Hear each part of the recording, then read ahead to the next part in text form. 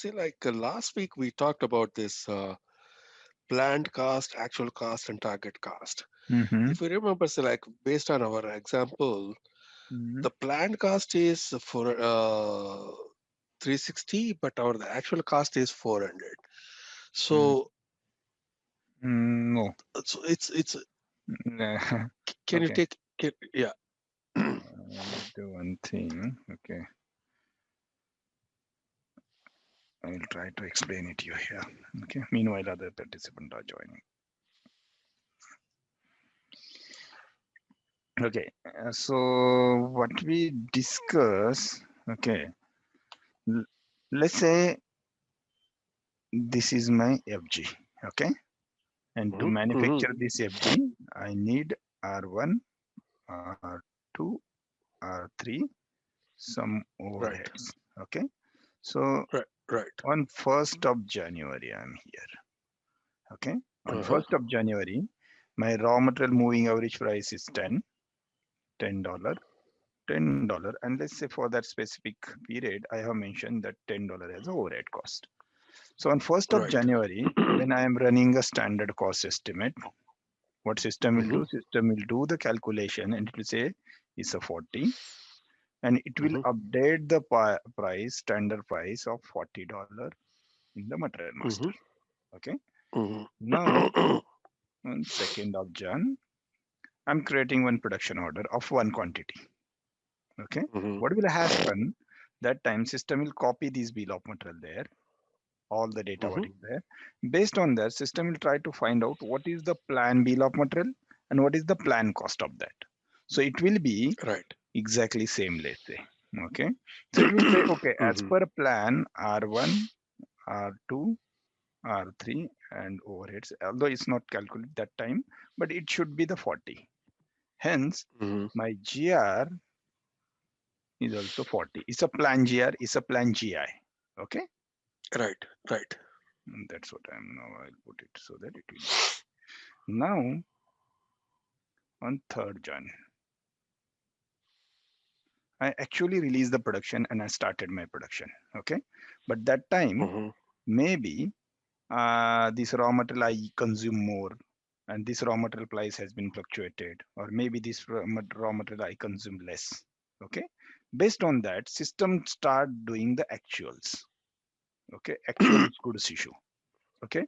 So let's say now on 3rd of Jan, my actual goods issue is 12. Okay. Then let's say 13. Okay. This is let's say 10. And when I do the actual, that time my overheads calculation anyway is very fixed for that specific period. Now it's again a 10. So what is my actual GI? 45. Yeah, it could be the 45. Now what happened? At the same date, I came to know my production is completed. Okay. Mhm, So that time I will do GR, actual GR. Okay. With 40 only. Why? Because my finished material is on a moving standard price, and that time my standard price is still 40 per one okay. piece. Okay. Now on 4th Jan, I take over the order. Okay. Once I technically complete the order, my settlement program is running every night, and based on my technically completion, is start the settlement. Now that time, what system will do? System will only look into this column. That's what I was saying. What system Mhm, will check? What is total GI? Total in, I will put it here. Okay. So that it will be more understood. What is total in for that order? Total in is mhm. 45. And what is total out? 40. 40. So what is the difference? Is a 5. So here at a Mhm, very high level, you can say, okay, for this order, I have been issued my inventory of $45, but on top of that, I get only $40. Hence, this 5 variance will be posted to my variance account. That's what we consume it there. Sorry, define it in our customization. So this is my right. variance, right? So now here, the same way we do have a different kind of production orders going on, right, on the floor. And in the month end, our planner or the controller will be able to see which order is going in profit and loss based on the actuals. If there is a huge variance, then he might go and deep dive why that variance is there. Maybe someone has done goods issue twice by mistake, Mm-hmm. or someone has not done any goods issue and only done the GRN. That time system will say, hey, I haven't issued anything, but I got $40 out of that, right? So if that Mm-hmm. cases are there, he used to check, hey, why that was missing? Is there any Kogi entries available, right? Before period end close, he has to go there and complete the Kogi and try to find out the variance. Now let's say there is a variance, although everything is fine, but still there is variance. Then they will check, okay, why that variance is. Then he will come to know, okay, on 1st Jan, 2nd Jan, 3rd Jan, it was very fine, but maybe from 17 Jan onwards, my raw material inventory price was get a very high because during let's say 10 to 17 in this period, my procurement department has purchased the same raw material from some other new vendor maybe, and it is at a very high price because that raw material price has been fluctuated like anything. So maybe that's the reason now that variance will be always there in next month also, because now my raw material price is already fluctuated. So then from 1st of February, what we used to do, that controller used to do, he used to again do the cost estimate run, right?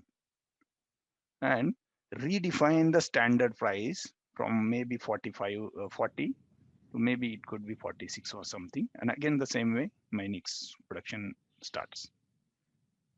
Mm-hmm.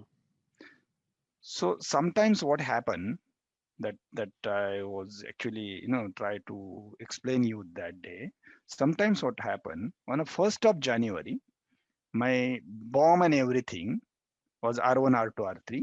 Okay, when I did the cost estimate on 2nd of January, someone is coming and he changing the BOM by R4 and R5, or he is adding some more components here. Now, if I'm adding the more components here of 1010, my plan cost is again going something else, right? And the actual also it will get changed because that bomb will get copied to my new production order after 2nd January, right? That could be the possibilities also. There will be the big variance. So that is why we used to control the bill of material change. If there is a bill of material change, it has to be intimated to the finance controller also. If there is a big changes in the bill of material, that means ultimately at the month end he will face a big variance in these production orders. So what they used to do, if there is a huge changes in the bill of material, or that anyway it's not actually allowed to do changes in between the period. But if someone is changing that for a specific requirement for the specific material, if someone is coming and changing the bill of material, right, then in that case, Mm-hmm. the controller used to first delete the cost estimate what he has already done, okay, by CKR1, and again create a Mm-hmm. new cost estimate with new volume, new bill of material, and again he used to start the production. Ah, So that also happens on ad hoc basis within the period. okay. Okay.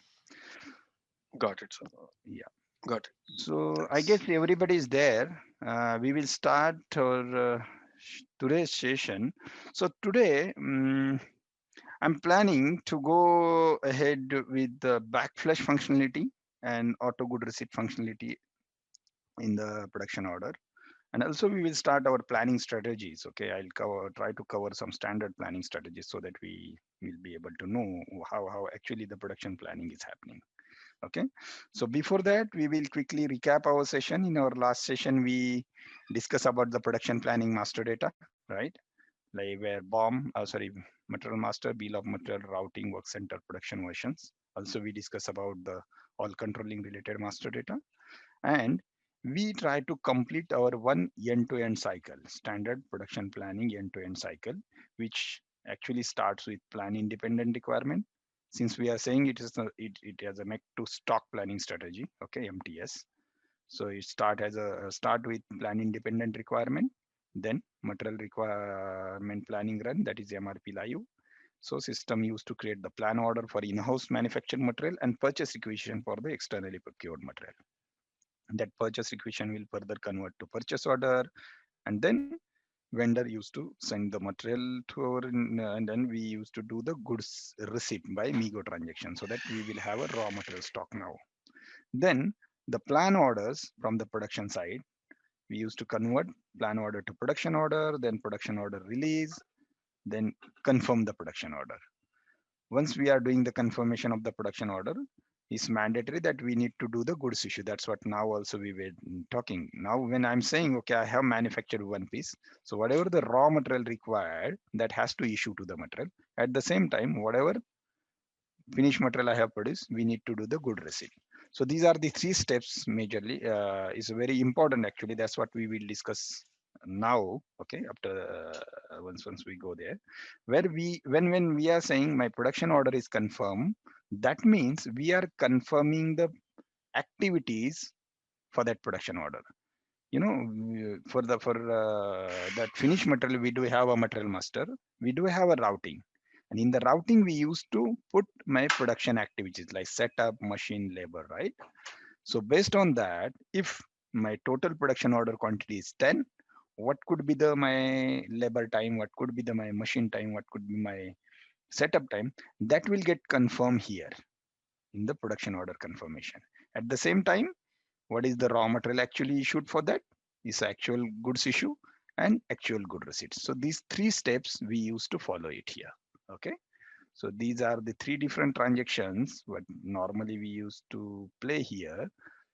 Okay, so what I'll do, these are the three different transactions we are playing now. But in many company, let's take an example.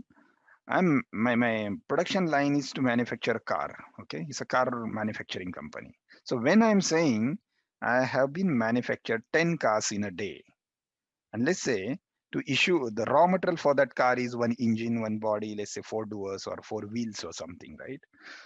That means if I'm saying I have manufactured 10 cars in the assembly, that means I must have issued the 10 into 4, that is 40 wheels, or I must have issued the 10 engines for that, right? So what many companies are saying, when I'm saying my confirmation of one car or two car or whatever, my goods issue should automatically happen. I should not do separate transaction Migo to do the goods issue for that production order. Okay, this is the one of the business scenario, like in a majorly in the chemical industries, when I'm saying this much of chemical has been manufactured. Okay, so the raw material is also kind of chemical, and no one is going there manually and checking how much is actually issued for that. Okay, so it's as per the standard bill of material, it has to issue to that production order. That is the requirement, let's say. In that case, I don't want to do the goods issue manually by Migo transaction to that production order, and that is nothing but my backflush. The same way, when I'm saying I manufacture 10 car, that means my finished material inventory should go up with the 10 car. Okay, I should not do again Migo transaction and play separately this transaction.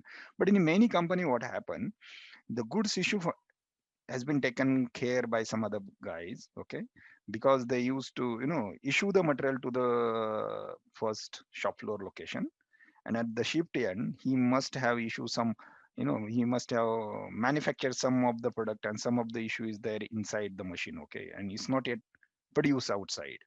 So in that case, they may be looking for that kind of functionality, like goods issue for the production order will be the separate, confirmation will be the separate, that production person will do it, and good receipt against the production order will be the separate transaction. So these kind three different transaction will be happen in this ways. Once we are doing the good receipt, we will get the inventory of the finished material, and that will get sell to any incoming sales order, because this is my make to stock. Okay, so we are talking about here the 10 number planning strategy. Once we will go next, we will look into the different kind of planning strategy, and that time I'll try to explain you what actually happen when we are issuing this material to the incoming sales order.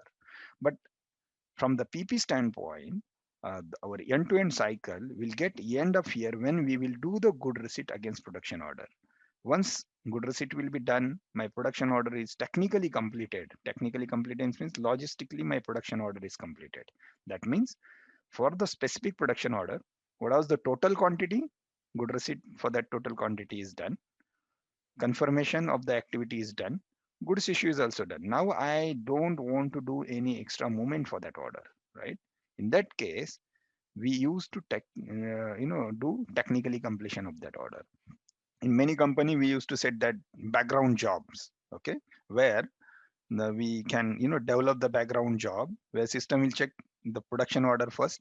We'll check what is the total production order quantity, what is the GRN quantity, if it's matching or if it's done, what is the goods issue quantity, it check whatever goods issue quantity is there is planned goods issue and actual goods issue is also matching.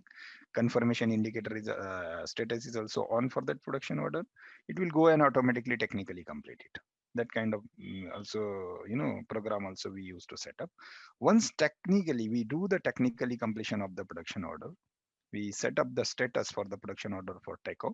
That means the finance people can take this production order and do the settlement and check the price variance and production order variance and all that things. Once settlement done, normally we used to set the status for closed also. There is one CLSD status also. We can close the production order.